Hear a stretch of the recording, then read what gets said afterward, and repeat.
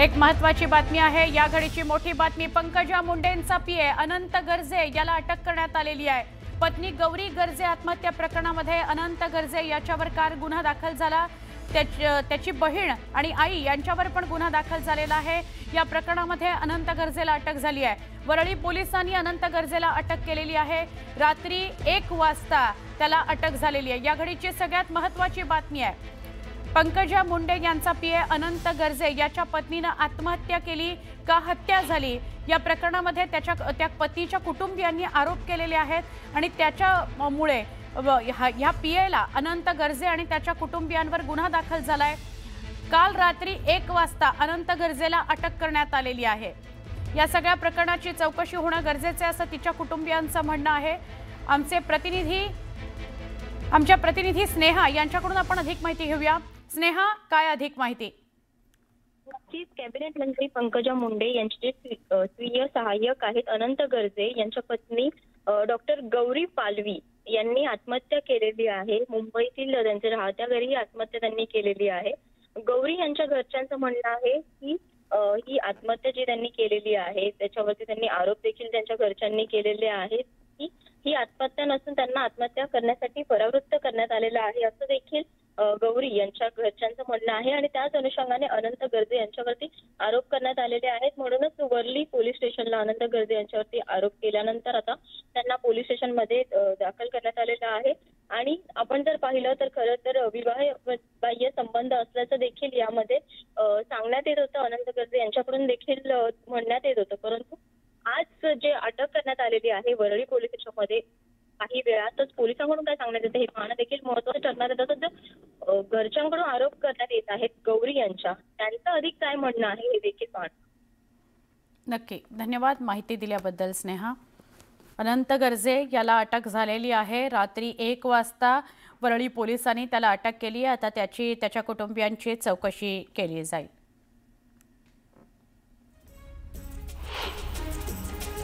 राज्यात यंदाच्या रब्बी हंगामाला उशिरा सुरुवात झाल्याचं स्पष्ट झालंय। परिणामी पेरणी क्षेत्रावर त्याचा परिणाम दिसून येतोय। नोव्हेंबर महिन्याचा तिसरा आठवडा संपत असताना सुद्धा पेरणीचा वेग अपेक्षेपेक्षा मंदावलाय। राज्यात सध्या 16,51,000 हेक्टर क्षेत्रावर रब्बी पेरणी झाल्याची माहिती कृषी विभागाने दिली असून यंदा जवळपास 4 लाख हेक्टरचं अंतर अद्याप भरून न निघाल्याचं चित्र आहे। मुंबई विद्यापीठाने एलएलबीच्या 3 वर्षाच्या अभ्यासक्रमाच्या प्रथम सत्र परीक्षा फेब्रुवारीपर्यंत पुढे ढकललेल्या आहेत। या परीक्षा डिसेंबरच्या मध्यावर घेतल्या जातात। विद्यापीठाने सप्टेंबरमध्ये जाहीर केलेल्या परीक्षा अचानक 1.5 महिने पुढे ढकलल्याने विद्यार्थी आणि महाविद्यालय संभ्रमात पडलं आहे। नाशिक शहरातील अंतर्गत वाहतूक व्यवस्था सक्षम करण्याकरता आणि सिंहस्थ कुंभमेळ्यामध्ये वाहतुकीचं व्यवस्थापन करण्याकरता MSRDCने नाशिक परिक्रमा मार्ग प्रस्तावित केला आहे। मात्र आता हा प्रकल्प MSRDC ऐवजी महाराष्ट्र राज्य पायाभूत सुविधा विकास महामंडळ मार्गी लावणार आहे। 66.15 किलोमीटरच्या नाशिक परिक्रमा मार्गाच्या आखणीसह सगळ्यालाच मान्यता दिली गेली आहे। धाराशिव जिल्ह्यातील कळंब शहरामध्ये पैसे वाटपाच्या मुद्द्यावरून भाजप आणि काँग्रेसच्या उमेदवाराला जोरदार राडा करताना समोर आलाय। या वादानंतर दोन्ही गटांमध्ये जबर हाणामारी झाली आहे। यानंतर दोन्ही गटांकडून एकमेकांविरोधात तक्रार करण्यात आली। जळगाव जिल्ह्यातील मुक्ताईनगरमध्ये प्रेम प्रकरणातून तरुणीची हत्या करण्यात आली आहे। तरुणाच्या हत्येप्रकरणी 2 संशयितांना पोलिसांनी ताब्यात घेतलं। संशयितांनी वापरलेली कार सुद्धा पोलिसांनी जप्त केली आहे। दिल्ली पाठोपाठ मुंबईची हवा सुद्धा विषारी बनत चालली आहे। शहरातील हवेचा गुणवत्ता निर्देशांक 210 अंकाच्या पातळीवर गेलाय। हा निर्देशांक गंभीर श्रेणीमध्ये असल्याने मुंबईकरांच्या आरोग्यावर विपरीत परिणाम होण्याची चिन्ह दिसून येत आहे। प्रदूषित हवेमुळे मुंबईकरांची चिंताही वाढली आहे। पिंपरी चिंचवडसह मावळ तालुक्याला पाणीपुरवठा करणाऱ्या पवना धरण परिसरातील अनधिकृत बांधकामावर जलसंपदा विभागाने कारवाई सुरू केली आहे। आपटी आणि धामणदारा या परिसरातील बंगल्यांवर सुरू असलेल्या कारवाई दरम्यान बंगला मालकांनी थेट कारवाईला विरोध केल्याने अधिकारी, कर्मचारी आणि अतिक्रमणधारकांमध्ये मोठी झटापट झाली। त्यामुळे धरण परिसरामध्ये काही काळ तणावाचं वातावरण निर्माण झालं होतं। जामखेडमध्ये सामान्यांचा विजय, 100% सत्ता मित्रपक्षांच्या पॅनलकडे, असं रोहित पवार म्हणाले। अहिल्यानगर जामखेड नगर परिषदेत यंदा वेगळा प्रयोग पॅनलमध्ये बघायला मिळाला। पॅनलमध्ये दुकानदार, शेतकरी, छोटे व्यावसायिक बघायला मिळाले। अशा सर्वसामान्य कुटुंबातील लोकांना संधी देत एक नवा प्रयोग राबवल्याचं रोहित पवार म्हणाले। राजकीय पार्श्वभूमी नसलेल्या या उमेदवारांना जनतेने जोरदार प्रतिसाद दिला आहे, सामान्य माणसाला संधी दिली आहे असं रोहित पवार म्हणाले। म्हाडाच्या पुणे मंडळाच्या 20% सर्वसमावेशक योजनेसह 15% एकात्मिक योजनेतील 4186 घरांची सोडत दोनदा तांत्रिक कारणांमुळे लांबणीवर पडली। पण या सोडतीला अर्जदारांचा प्रचंड प्रतिसाद मिळतो आहे। अनामत रकमेसह 1.5 लाखांहून अधिक अर्ज शनिवारपर्यंत प्राप्त झाले आहेत। एका घरामागे 36 अर्ज दाखल झाले असून हा प्रतिसाद अंतिम मुदतीपर्यंत आणखी वाढताना दिसतोय। केंद्रीय गृह मंत्रालय आणि नागरी विमान वाहतूक सुरक्षा विभागाने नुकत्याच झालेल्या संयुक्त बैठकीमध्ये देशातील सगळ्या प्रमुख आणि लहान नागरी विमानतळांवर अँटी ड्रोन सिस्टम तैनात करण्याचा निर्णय घेतलेला आहे।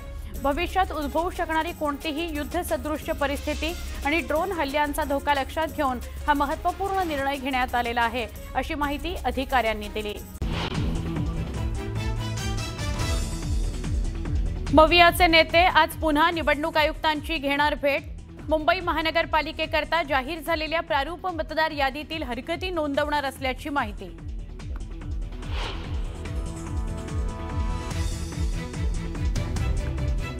मुख्यमंत्री देवेंद्र फडणवीस आणि उपमुख्यमंत्री एकनाथ शिंदे नाशिक दौऱ्यावर। त्र्यंबकेश्वर नगर परिषद निवडणुकीच्या पार्श्वभूमीवर सभांचा धडाका।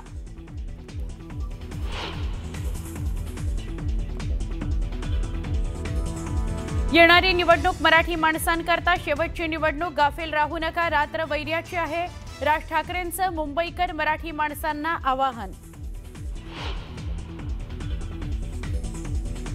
अजित पवारांच्या राष्ट्रवादी काँग्रेसनं प्रतिस्पर्धी उमेदवारांना प्रत्येकी 20 लाख रुपये देऊन फोडलं, युगेंद्र पवारांचा बारामतीत आरोप।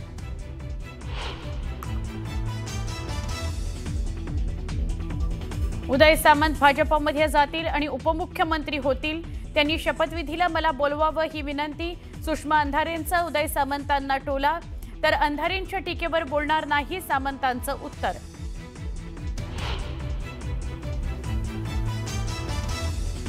विधानसभेला मला पाडण्याकरता भाजपनं शेकापला मदत केली, शहाजी बापू पाटलांचा गंभीर आरोप। मी लढणारी औलाद म्हणत दिला इशारा।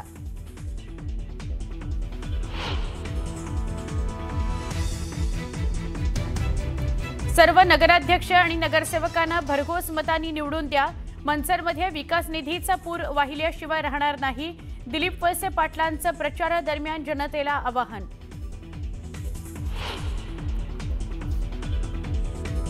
पंकजा मुंडेंचे पीए अनंत गर्जेंच्या पत्नीची राहत्या घरी आत्महत्या, कुटुंबाकडून हत्येचा आरोप। पती अनंत गर्जेसह नणंद आणि दिराविरोधात गुन्हा दाखल।